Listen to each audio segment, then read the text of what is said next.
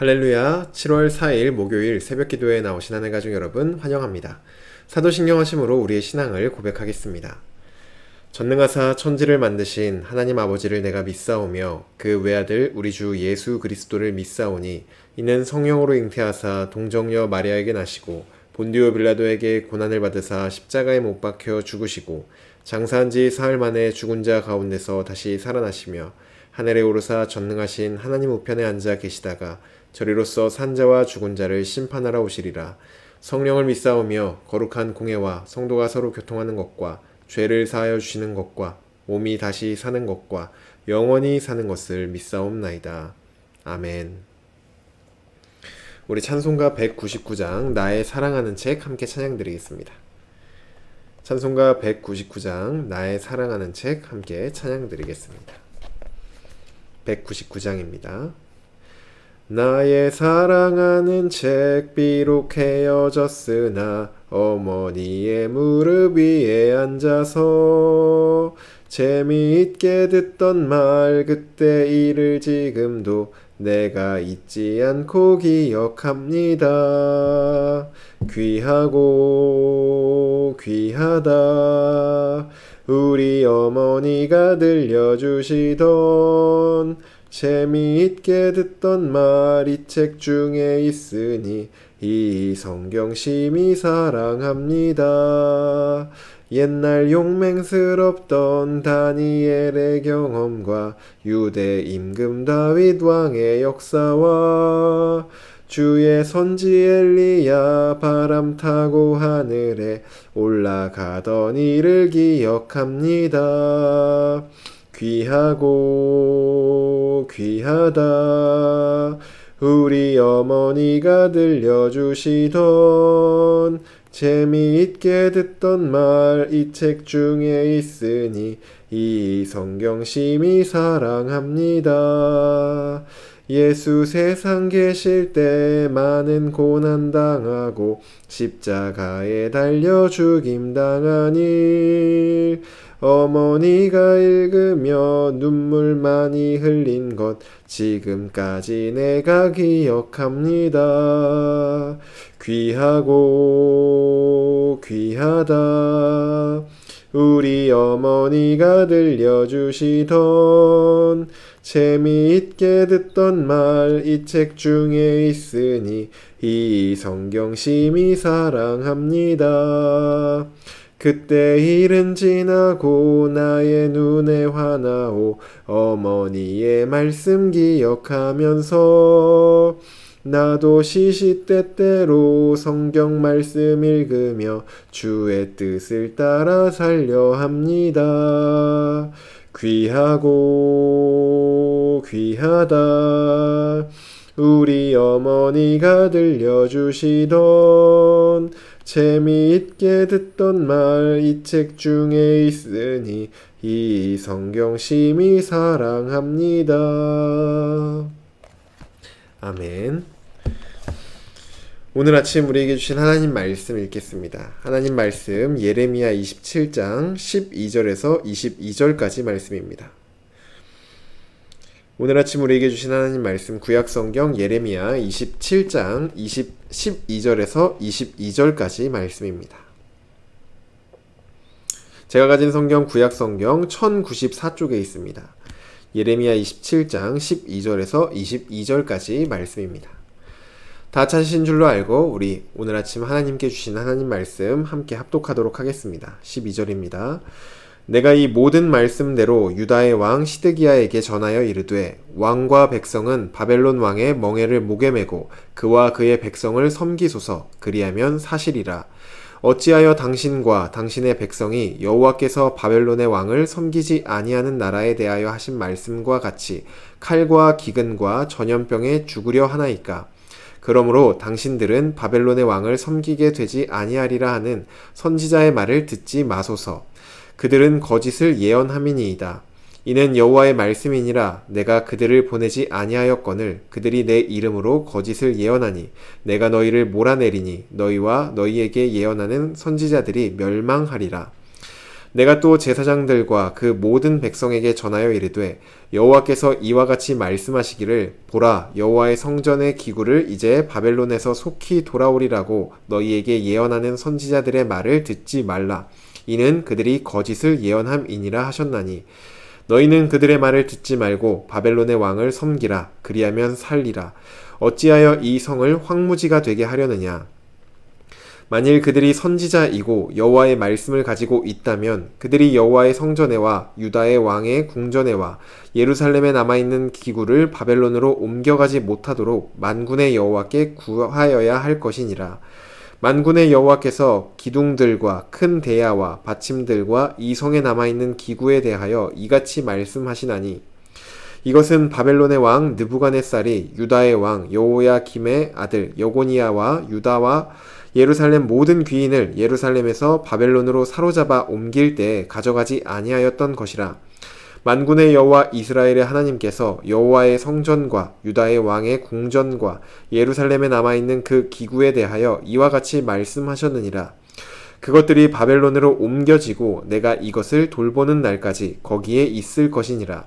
그 후에 내가 그것을 올려와 이곳에 그것들을 되돌려 두리라. 여호와의 말씀이니라. 아멘. 기도드리겠습니다. 사랑의 하나님 감사합니다. 오늘도 다른 이 세상의 어떠한 말이 아닌 하나님의 말씀 앞에 나와 그 말씀을 듣고 또 순종함으로 하나님 앞에 예배 올려드릴 수 있도록 인도해 주시니 감사를 드립니다. 하나님, 이 세상의 많은 것들이 변하고 흔들리지만 유일하게 변하지 않는 정답, 유일하게 변하지 않는 진리, 하나님의 말씀을 듣길 원합니다. 그 말씀을 우리에게 허락하여 주시고 또한 그 말씀 듣고 우리가 깨달아 하나님의 말씀만 따라 살아가는 우리가 될 수 있도록 인도하여 주시옵소서. 우리 삶의 기준과 방향을 오직 주님께서 우리에게 하시는 말씀에 두길 원합니다. 하나님, 우리를 말씀을 통하여 다스려 주시옵소서. 감사드리며 예수님의 이름으로 기도드립니다. 아멘. 할렐루야. 오늘 우리 함께 읽은 예레미야 27장 12절에서 22절까지 말씀으로 하나님 말씀 함께 나누고자 합니다. 네, 예레미야는 유다의 왕인 시드기야에게 하나님의 말씀을 선포합니다. 예레미야가 선포했던 하나님의 말씀의 내용은 바벨론에게 항복하고 바벨론을 섬기는 것이 하나님의 뜻이다. 그렇게 할 때 우리가 살 수 있습니다. 라는 메시지를 전하였습니다. 하지만 거짓 선지자들은 이러한 하나님의 말씀과 상관없이 그저 사람들이 듣기에 좋은 말을 하며 우리가 바벨론을 섬기면 안 됩니다. 우리의 상황이 점차 좋아질 것입니다. 이러한 말을 하였습니다. 그래서 예레미야는 바벨론의 왕을 섬기지 않아도 된다고 말하는 저 거짓 선지자들의 말을 듣지 말라고도 경고를 합니다. 만약 그들의 말을 듣고 바벨론 왕을 섬기지 않는다면 하나님이 말씀하신 것처럼 칼과 기근과 전염병에 우리가 망하게 될 것이 분명합니다. 라고 거짓 선지자들에 대해 경고를 합니다. 예레미야는 바벨론 왕을 섬겨야 우리가 살 수 있다는 하나님의 말씀을 왕에게 했을 뿐만 아니라 이제는 제사장들과 모든 백성들에게도 선포합니다. 이것이 오늘 우리가 함께 읽었던 말씀의 내용입니다. 전체적인 그런 본문의 내용입니다. 여러분들이 만약에 예레미야 시대에 살았던 유다 백성 중 한 사람이었다면 여러분들은 어떤 말씀을 들으셨을 것 같으신가요? 바벨론 왕에게 항복하고 그를 섬겨야 한다고 말하는 예레미야의 말, 그리고 우리는 하나님께서 지켜주시기 때문에 안전합니다. 바벨론 왕을 우리가 섬길 필요가 없습니다. 라고 말하는 거짓 선지자들의 말. 여러분들은 어떤 말을 들으셨을 것 같으신가요? 우리는 이미 정답을 알고 이 말씀을 보기 때문에 큰 고민을 하지 않고 예레미야의 말을 들어야지 라고 쉽게 선택을 합니다. 이것은 당시의 상황, 오늘 이 성경 본문의 상황이 우리의 피부에 이렇게 쉽게 잘 와닿지 않기 때문에 그렇기도 합니다. 그렇다면 우리가 조금 더 이 상황을 이해할 수 있도록 우리의 상황과 조금 더 연관지어서 한번 생각을 해보겠습니다. 예를 들어 지금 우리가 살고 있는 이 시대가 과거에 있었던 일제강점기 시대라고 한번 생각해 보시길 바랍니다. 그때 어떤 사람이 우리 백성이 살 수 있는 길은 일본에 항복을 하고 일본을 섬기는 것이라고 말하고 있습니다. 그에 반면에 많은 사람들이 우리는 독립을 할 수 있고 일본을 섬길 필요가 없다라고 말하고 있는 상황입니다. 물론 이러한 가정이 예레미야의 시대적 상황과 100% 일치하는 것은 아닙니다만 우리가 조금 더 이 말씀이 우리의 피부에 와닿게 느낄 수 있도록 한번 이런 상황으로 좀 바꾸어 볼 수는 있을 것 같습니다.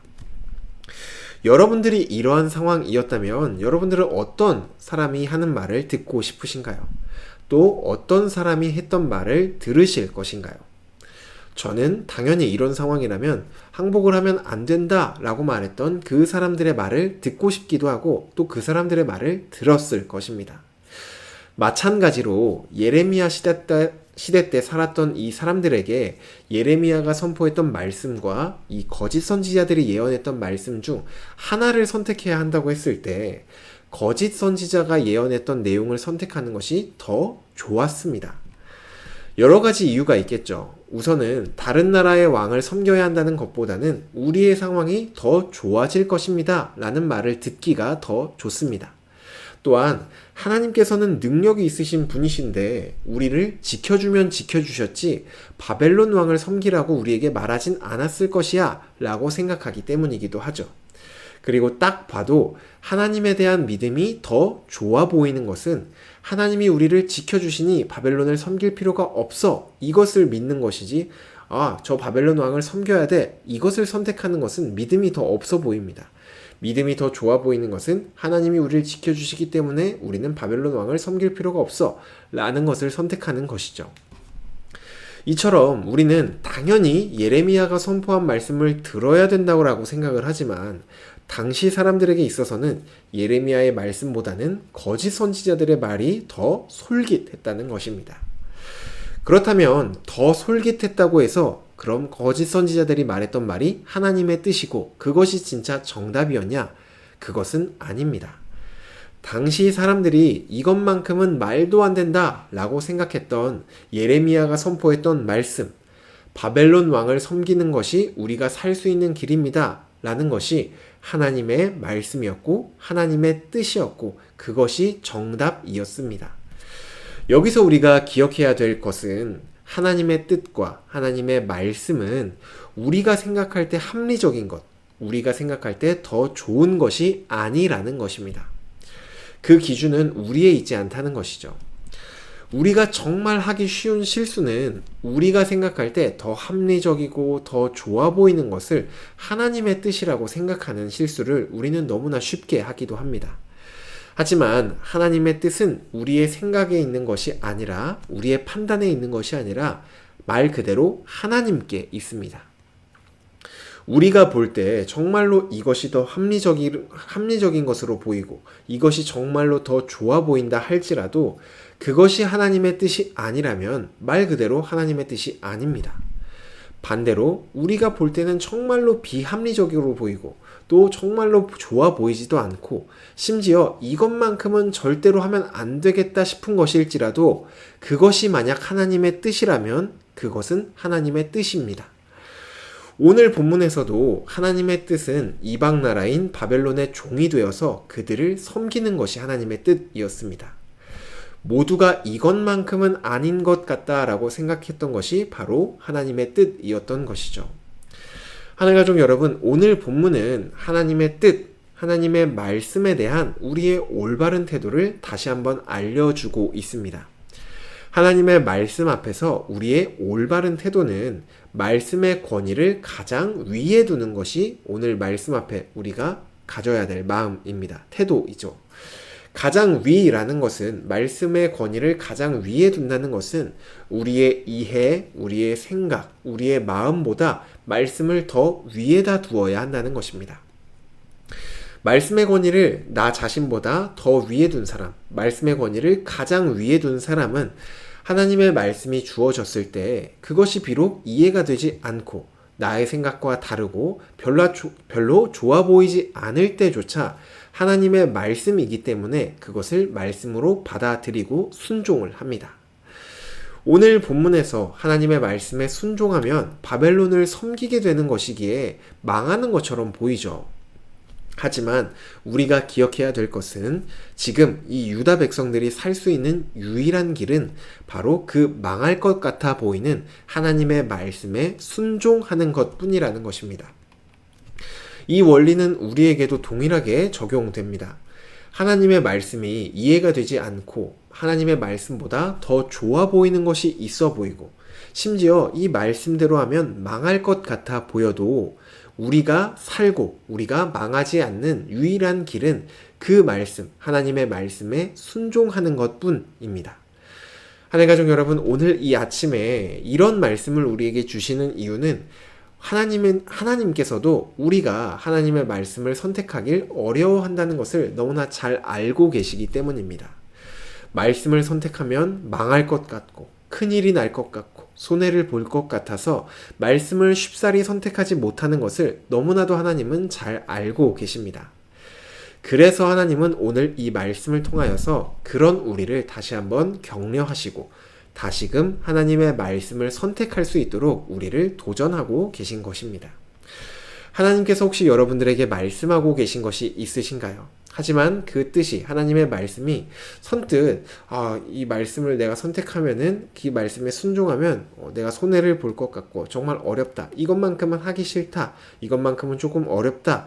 라는 마음 때문에 순종하지 못하고 계실 수도 있습니다.